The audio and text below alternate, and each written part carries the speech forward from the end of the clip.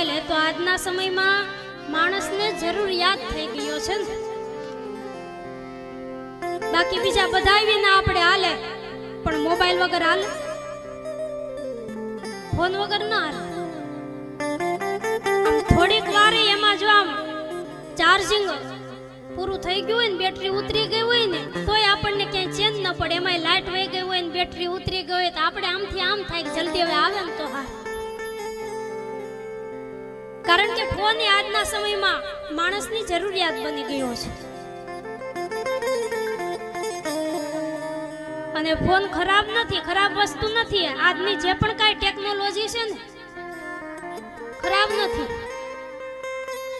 સમય પ્રમાણે બધું જરૂરિયાત છે, પણ એનો ઉપયોગ કઈ રીતે આપણે કરવો ને આપણા ઉપર છે.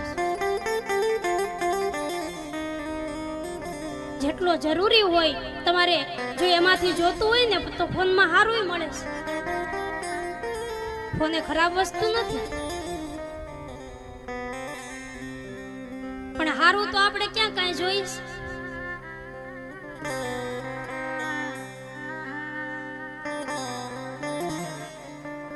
ફોનમાંથી તમારે લેવું હોય, કથાને સાંભળવી હોય તો એ ફોનમાં આવે છે ને.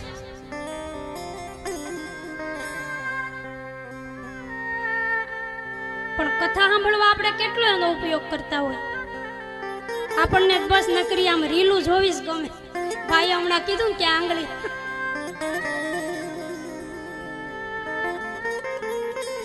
અને ફોન છે ને તો આજના સમયમાં જરૂરિયાત છે. જો તમે જરૂર પૂરતો એનો ઉપયોગ કરો ને તો. ભાઈએ કીધું કે ભાર મૂકજો, એટલે મારા કઈ એમ તો કહેવાય નહીં ફોન હાવ નહીં વાપરતા. કારણ કે નો વાપરો તો ફોનમાં મારી કથા સાંભળાય કોણ? આપણે તો આપણો સ્વાર જ જોવાનો ને. અને આ ખીરસરાની કથા જ અત્યારે લાઈવ આવે છે યુટ્યુબ ચેનલ જીજ્ઞાબેન ગોંડલિયા કથાકાર. તમે યુટ્યુબમાં કરશો ને એટલે તમે બધા એમાં દેખાવાના છો.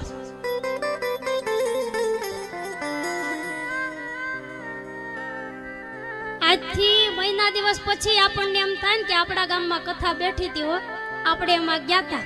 અને એવું યાદ આવે ને તે દી ખોલો ને તે દી ખીરસરાની કથા એમાં દેખાય.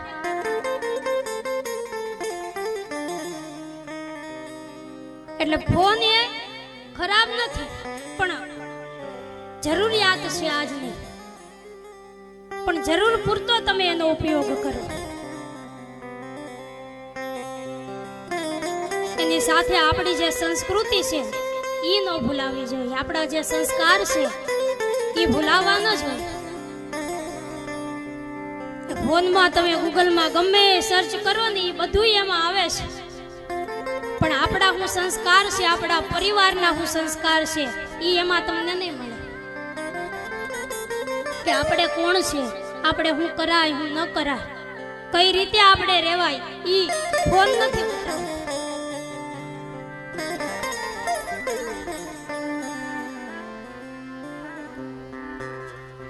અને ભગવાનના ગુણોની કથા, કથાને તો તમે ધ્યાનથી સાંભળો ને તો કથાઓ દ્વારા તો અનેક જીવન પરિવર્તિત થયા છે. અહીંયા આવીને તમે કથાને સાંભળો ને એવું ન માનું કે આપણો આ સમય બગડે છે. જીવનમાં ધ્યાનથી કથાઓને સાંભળી હોય ને તો કથામાં તેવી તાકાત છે કે ક્યારેક માણસને બરબાદ થતા પણ અટકાવી દેતી. એક ઓલી વાત છે કે એક શેઠ એકદમ કંજૂસ, એકદમ લોભી, જીવનમાં કોઈ દી કથા સાંભળે નહીં, ભગવાનની કથાને એને કાંઈ લેવા દેવા નહીં, ક્યાંય કથામાં ન જાય. હવે એકવાર ખબર નહીં આમ ક્યાંક હાલીને જવાનું થયું શેઠને. હાલીને આમ રસ્તામાં જતા હતા, એવામાં ત્યાં રસ્તામાં ક્યાંક એક કથાનું આયોજન, કથાના માંડવા એને નાખેલા જોયા. કથા ચાલુ અને એ કથાના મંડપની બાજુમાંથી શેઠને આમ પસાર થવાનું થયું. એને જોયું કે અહીં તો કથા હાલતી લાગે છે. એટલે કથા તો કોઈ દિવસ સાંભળે નહીં. એટલે કથાના મંડપની બાજુમાંથી શેઠ આમ નીકળ્યા ને એટલે એને પોતાના બે હાથની આંગળી છે ને કાનમાં નાખી દીધી આમ. કારણ કે કથા ન સાંભળવી એને. એટલે આમ એ આંગળી કાનમાં નાખીને મંડપ પાસે પસાર થયા. આમ થોડાક આમ આયલા ને ત્યાં ભગવાનને કરવો અને શેઠના પગમાં ચંપલ હોહરવો કાંટો લાગ્યો.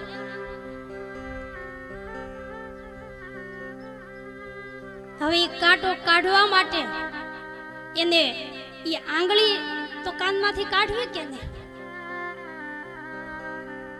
એટલે આંગળી કાઢીને બધું હરખું કર્યું, કાંટો કાઢીને પાછા ચંપલ પહેર્યા. ને એટલી વાર થઈ, એટલી વારમાં કથામાં જે વાત હાલતી હતી એ શેઠને સંભળાણી.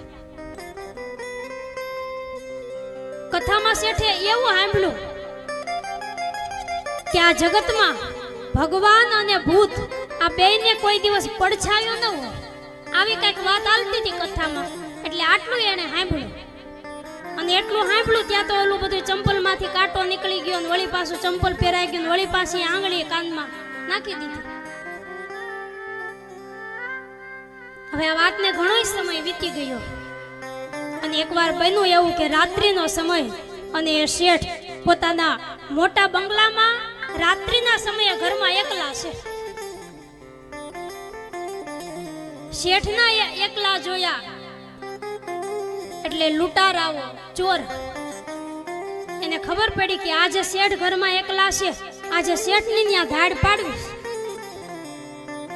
એટલે ચોરોએ વિચાર કર્યો કે શેઠની પાસેથી જો સરળતાથી એનું બધું માલ મિલકત મળી જાય ને તો આપણે જાજી મહેનત નથી કરવી. આમાં છે તો એકલા જ. એટલે ચોરી શેઠના બંગલામાં રાતે આવ્યા, પણ યુક્તિથી કામ લીધું.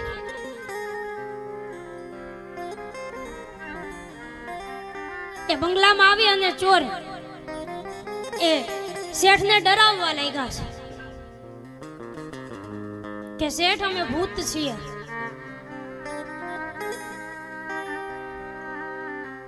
અને તમારી પાસે જે પણ કાંઈ હોય એ આપો. શેઠે કહ્યું કે તમે ભૂત છો, તમારે મારી પાસે એને કરવું હું? એટલે ચોરોએ કીધું કે અમને તમારા પિતૃઓએ મોકલા છે, જે પણ કાંઈ તમે ભેગું કર્યું ને બધું એ આપી દો, નહીતર ક્યાંય ના નહીં રહ્યો તમે. એટલે શેઠ તો ભૂતનું નામ પડ્યું એટલે ગભરાઈ ગયા. અડધી રાતનો સમય હોય અને એમાંય કોઈ આવીને એમ કે હું ભૂત છું તો પછી ગાડા ગગડી જ જાય ને. એવડો મોટો બંગલો અને એમાં એકલા ને એમાંય ભૂતનું નામ પડે. શેઠ તો આખો ધ્રુજવા લાગ્યા કે ભૂત અને મારા બંગલામાં. હવે જીવ બચાવવો હોય તો શેઠ કે હવે તો આને આપે જ છૂટકો, નહીતર તો આ ભૂત ક્યાંક મને એને ભેગું લેતું જાય તો. એટલે શેઠે તો જેટલી કાંઈ માલ મિલકત ભેગી કરી એ તિજોરીને ચાવી લઈને બધું ખોલી, તિજોરીને જેટલું પણ હતું ને ભેગું કરીને પોટલું વાળી અને ભૂતના હાથમાં આપી દીધું. અને જેવું જે ચોર ભૂત બનીને આવ્યો તેના હાથમાં દીધું.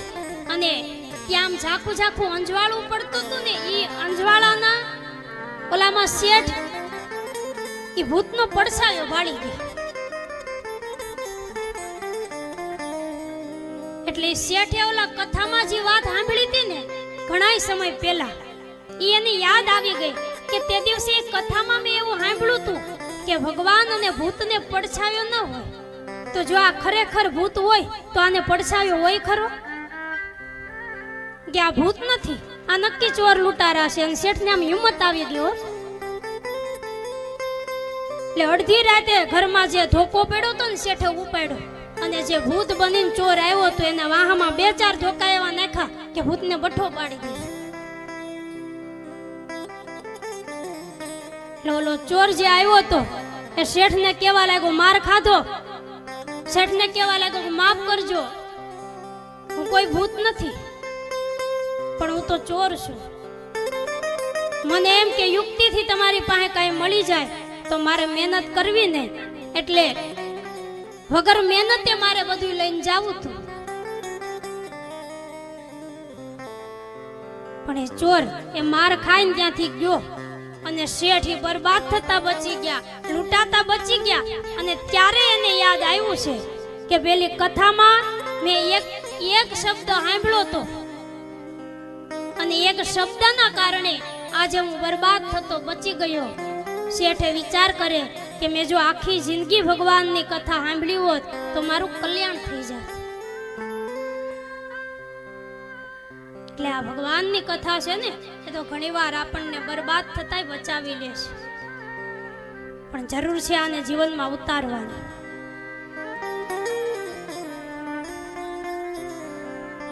રામકથાને આપણે સૌ શ્રવણ કરી રહ્યા છે. પવિત્ર ચૈત્ર માસ, પિતૃ માસ, આ મહિનામાં તો કથા શ્રવણ કરવાથી આપણું તો કલ્યાણ થાય, પણ આપણા પિતૃઓ પણ આપણી ઉપર રાજી થતા હોય છે.